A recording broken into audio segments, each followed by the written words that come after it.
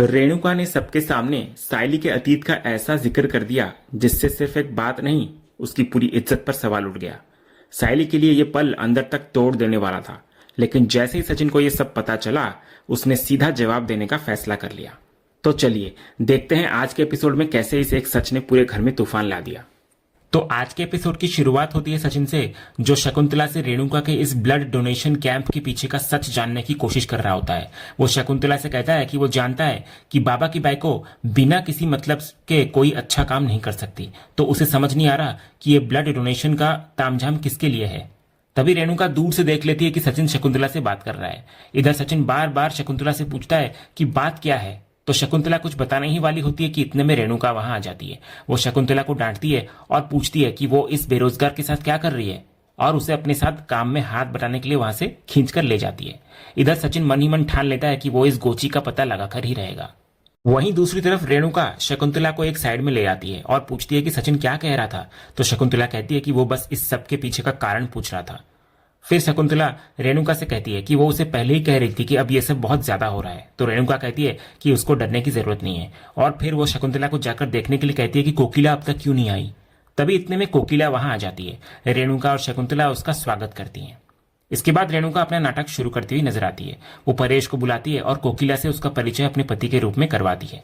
फिर वो तेजस का परिचय भी अपने बड़े बेटे के रूप में करवाती है और कहती है कि उसने भी अभी अभी ब्लड डोनेट किया है। इसके बाद सचिन खुद आकर अपना परिचय देता है और फिर सायली का परिचय अपनी पत्नी के रूप में करवाता है, तो कोकिला सायली को पहचान लेती है। तभी रेणुका भी अच्छा बनने का नाटक करती है और हाँ में हाँ मिलाते हुए सायली की झूठी तारीफ करती है। वो कहती है कि आज का सारा अरेंजमेंट सायली ने ही किया है और उसने अपने छोटे से बिजनेस को बहुत बड़ा बनाया है। फिर वो सायली को अपने काम के बारे में बताने के लिए कहती है, लेकिन सचिन जो इस पूरे नाटक को समझ चुका होता है, सायली को बोलने से रोक देता है। वो पूछता है कि ये मैडम कौन है, क्योंकि उसने तो उन्हें पहले कभी नहीं देखा। तो कोकिला खुद ही अपना इंट्रोडक्शन देती है। इसके बाद रेणुका कहती है सचिन को कि वो शकुंतला की सहेली है और अब उसकी भी अच्छी दोस्त बन गई है और एक बहुत बड़ी समाज सेविका है। इतना बोलकर रेणुका और शकुंतला दोनों कोकिला को वहां से ले जाती हैं। उनके जाने के बाद सायली को लगता है कि काकू शायद सच में बदल रही हैं। वो सचिन को भी ब्लड डोनेट करने और फिर कृष्ण से मिलने जाने के लिए कहती है, लेकिन सचिन की नजरें अब भी रेणुका पर टिकी होती है। उसे यकीन हो चुका होता है कि जैसा वो बोल रहा है कि कुछ तो गड़बड़ जरूर है और वो इस राज का पर्दाफाश करके ही रहेगा। वहीं दूसरी तरफ रोशनी अपनी दोस्त राजेश्वरी के साथ बैठी अपनी परेशानियों में डूबी हुई होती है। उसे डर लगने लगता है कि अगर सायली के घर पर कृष्ण ने उसका असली नाम ले लिया तो उसका भांडा फूट जाएगा। वो कहती है कि वो एक ऐसी मुसीबत में फंस गई है जहां एक तरफ कुआं है तो दूसरी तरफ खाई। वो कहती है कि वो खुद क्रिस के पास नहीं जा सकती और अगर राजेश्वरी गई तो सचिन और सायली पुलिस को बुला लेंगे। तभी राजेश्वरी उसे एक आइडिया देती है जिससे वो क्रिस से मिल भी सकती है और कोई उसे पहचान भी नहीं पाएगा। अगले सीन में क्रिश सायली के मायके में दिलीप के साथ क्रिकेट खेल रहा होता है। तभी बॉल नीचे गिर जाती है और दिलीप उसको लेने निकल जाता है नीचे। ठीक उसी वक्त रोशनी वहां भेस बदल कर आती है जिससे कोई उसे ना पहचान सके।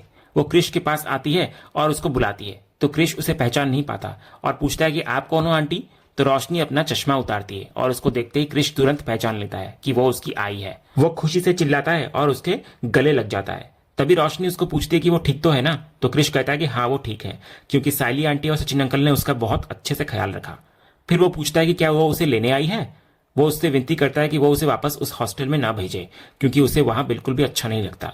तो रोशनी इस पर क्रिश को समझाती है और पूछती है कि उसने ऐसा क्यों किया और उसे हॉस्टल से भागना नहीं चाहिए था। वो पूछती है कि उसने उस बच्चे को चोट क्यों पहुंचाई, ये बिल्कुल भी अच्छी बात नहीं है। तो क्रिश कहता है कि वो उसे परेशान करता था और हमेशा चिढ़ाता था कि उसकी आई उससे मिलने कभी नहीं आएगी, इसलिए उसे गुस्सा आ गया।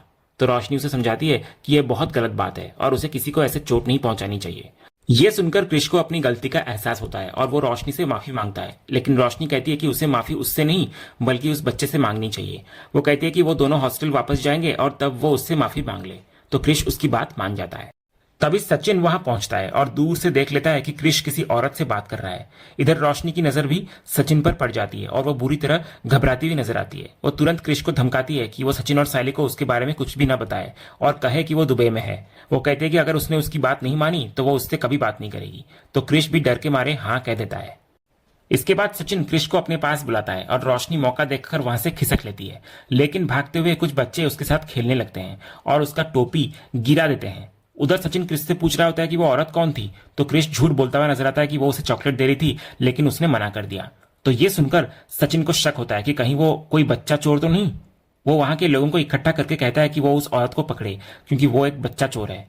तो लोग रोशनी को पकड़ने के लिए भागते हैं, लेकिन वो अपने बैग से चॉकलेट गिराकर बच्चों का ध्यान भटकाती है और वहां से भाग निकलती है। इधर नीचे आने के बाद रोशनी कहती है कि बाल बाल बच गई वो। इसके बाद रोशनी कपड़े बदलने के लिए वहां से चली जाती है। दूसरी तरफ सचिन को लग रहा होता है कि वो औरत सच में कई बच्चों को किडनैप करने आई थी। वो क्रिश से दोबारा पूछता है कि क्या उसकी आई ये राजेश्वरी आंटी उससे मिलने आई थी, तो क्रिश मना कर देता है। इसके बाद सचिन दिलीप को भी क्रिश को अकेला छोड़ने के लिए डांटता है और उसको ध्यान रखने के लिए कहकर अपनी सवारी के लिए वहां से निकल जाता है। लेकिन जैसे ही वो अपनी गाड़ी में बैठता है, उसकी नजर रोशनी पर पड़ती है जो अपने रोज वाले कपड़ों से वहां से निकल रही थी।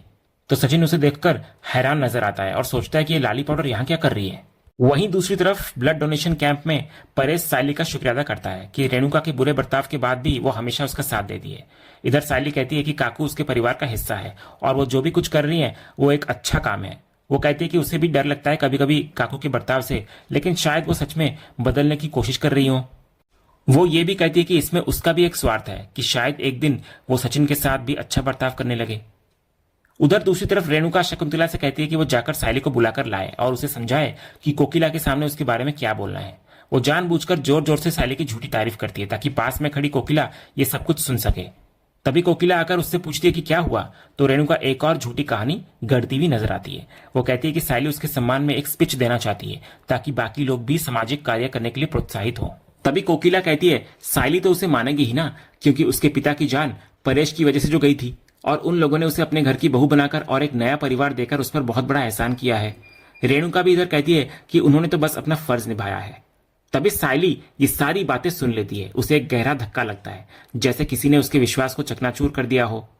इधर शकुंतला जब उसके पास आती है उसको बुलाने के लिए, तो सायली सिर्फ इतना कहती है कुछ लोग कभी नहीं बदल सकते, और गुस्से में इतना कहकर अंदर चली जाती है। रेणुका और शकुंतला दोनों हैरान होती हुई नजर आती हैं कि उसे अचानक क्या हो गया। एक तरफ जहां सायली को लग रहा था कि रेणुका बदल रही है, वहीं दूसरी तरफ उसे यह एहसास भी हो गया था कि कुछ जख्म कभी नहीं भरते और कुछ लोग कभी नहीं बदलते। दूसरी तरफ सायली किचन में होती है और रेणुका के उस झूठे बर्ताव के बारे में सोच रही होती है। उसे सचिन की बातें भी याद आने लगती है कि बाबा की वाइफ को सिर्फ ड्रामा कर रही है। फिर इन्हीं ख्यालों में खोई हुई वो किचन में चढ़ाया हुआ दूध जला देती है। तभी रेणुका वहां आती है और उस पर चिल्लाने लगती है। तो सायली खुद को रोक नहीं पाती और उससे पूछती है कि उसने कोकिला के सामने उसके अतीत के बारे में बातें क्यों की और ये क्यों जताया कि उन्होंने उसे अपने घर की बहू बनाकर उस पर कितना बड़ा एहसान किया है। तो ये सुनकर रेणुका का असली घिनौना रूप सामने आता है। वो कहती है कि इसमें झूठ क्या है, उसके पिता ने परेश की ट्रेन के आगे आकर अपनी जान दी, तब जाकर वो इस घर की बहू बनी ना। वो कहती है कि सायली की तो औकात ही नहीं थी इस घर की बहू बनने की, और वो तो उसके पिता की बेवकूफी की वजह से इस घर में है, वरना वो आज भी किसी चौल में बर्तन मांज रही होती। ये शब्द सायली के दिल पर किसी जहर में डूबे हुए तीर की तरह लगते हैं। वो कहती है कि उसने अपने पिता को खोया है और रेणुका ने उसके उस दुख का भी मान नहीं रखा, लेकिन रेणुका उसे ही उल्टा इल्जाम लगाती है और कहती है कि उसके परिवार वालों ने इसी अवसर का फायदा उठाया था। वो उसे ड्रामा बंद करके चाय बनाने के लिए कहती है, लेकिन सायली चाय बनाने से साफ इनकार करती हुई नजर आती है। फिर वो कहती है कि रेणुका ने उसे समझ क्या रखा है, जब मन करेगा तब वो उससे अच्छे से बर्ताव करेगी और जब मन नहीं करेगा तो कुछ भी बोल देगी। वो कहती है कि इससे अच्छा तो वो पहले ही थी, कम से कम उसे ये तो पता रहता था कि कब और कैसे बर्ताव करने वाली है वो। इसके बाद सायली जोर देकर पूछती है कि जब तक रेणुका उसे ये नहीं बताती कि उसने उसके पिता की इज्जत क्यों उछाली, वो चुप नहीं रहने वाली। लेकिन रेणुका उल्टा उसे खरी खोटी सुनाती है और वहां से बिना जवाब दिए निकल जाती है। एक तरफ जहां सायली को सच जानने की जिद थी, वहीं दूसरी तरफ रेणुका ने अपने चेहरे से वो मुखौटा उतार फेंका था जिसको पहनकर वो अब तक अच्छा बनने का नाटक कर रही थी। अगले सीन में जब सचिन घर लौटता है तो सायली उससे पूछती है कि उसने खाना खाया या नहीं, तो सचिन मना कर देता है और कहता है कि उसे एक जरूरी बात बतानी है। वो सायली को कहता है कि आज जब वो क्रिश से मिलने गया था तो उसने रोशनी को सायली के मायके के पास देखा था। ये सुनकर सायली हैरान नजर आती है। वहीं दूसरी तरफ रोशनी जो पानी पीने के लिए वहीं से गुजर रही होती है, ये सब सुनकर डर जाती है। उसे लगता है कि सचिन ने उसे वहां देख लिया था। इसके बाद सचिन रोशनी को रोकता है और उससे पूछता है कि वो सायली के घर के पास क्या कर रही थी। सायली भी उससे यही सवाल करती है। रोशनी पहले तो घबराती है, लेकिन फिर बड़ी ही चालाकी से जवाब देती है। वो कहती है कि हाँ वो गई थी, लेकिन वो रोड तो पब्लिक प्रॉपर्टी है और वहां जाना कोई गैर कानूनी तो नहीं ना। वो बहाना बनाती है कि उसकी एक क्लाइंट वहीं रहती है और वो अक्सर उससे मिलने वहां आती जाती रहती है। सायली कहती है कि इसमें इतना चिढ़ने वाली बात क्या है, सचिन ने तो बस नॉर्मली पूछा था। तो रोशनी कहती है वो कहीं भी जाने से पहले उसके पति से पूछकर नहीं जाएगी, और ये कहकर रोशनी वहां से चली जाती है। तभी सचिन सायली से कहता है कि उसने देखा ना कि कैसे 4 सवाल पूछते ही रोशनी के चेहरे के तोते उड़ गए। उसे यकीन हो जाता है कि जरूर कोई गड़बड़ है। तभी सायली का दबा हुआ दर्द और गुस्सा फूट पड़ता है। वो रोते हुए सचिन को बताती है कि कैसे रेणुका ने कोकिला के सामने उसके पिता की मौत का तमाशा बनाया। वो कहती है कि माना कि उसकी शादी की वजह उनके पिता का परेश की ट्रेन के आगे आकर जान देना था, लेकिन रेणुका ने ये बात ऐसे बताई जैसे उन्होंने उसे अपनी बहू बनाकर उस पर कितना बड़ा एहसान किया हो। वो सचिन से पूछती है, क्या अभी भी मैं वही लड़की हूं जिस पर काका ने एहसान किया था? क्या मैं कभी इस घर की बहू नहीं बन पाऊंगी? और क्या मेरी पहचान एक गरीब लड़की की ही बनकर रह जाएगी? तो इस पर सचिन सायली को समझाता है कि वो बाबा की बाइकों की फालतू बातों को दिल पर ना ले। वो कहता है कि जरूर दाल में कुछ काला है। वो मन ही मन फैसला करता है कि कल सुबह होते ही रेणुका को उसके सारे सवालों के जवाब देने ही होंगे। फिर अगली सुबह हम देखते हैं कि सचिन सबको घर में इकट्ठा करता है और कहता है कि उसे कुछ जरूरी बात करनी है। वो सीधे रेणुका पर इल्जाम लगाता है कि उसने कोकिला के सामने सायली के पिता की मौत का मजाक क्यों उड़ाया और ये क्यों कहा कि अगर वो इस घर की बहू नहीं बनती तो एक अनाथ कहलाती। वो कहता है कि सायली को नीचा दिखाने के लिए रेणुका इस हद तक गिर जाएगी, उसने ये कभी सोचा नहीं था और वो ये सब बर्दाश्त भी नहीं करेगा।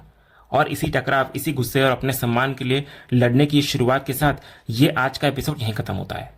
तो दोस्तों, आपको आज का ये एपिसोड और इसका अपडेट कैसा लगा, अपनी राय हमें कमेंट करके जरूर बताएं। अगर आपको आज का ये वीडियो पसंद आया हो तो वीडियो को लाइक और शेयर जरूर करें और उड़ने की आशा के आने वाले रोमांचक ट्विस्ट एंड टर्न्स जानने के लिए हमारे इस चैनल को सब्सक्राइब करना ना भूलें।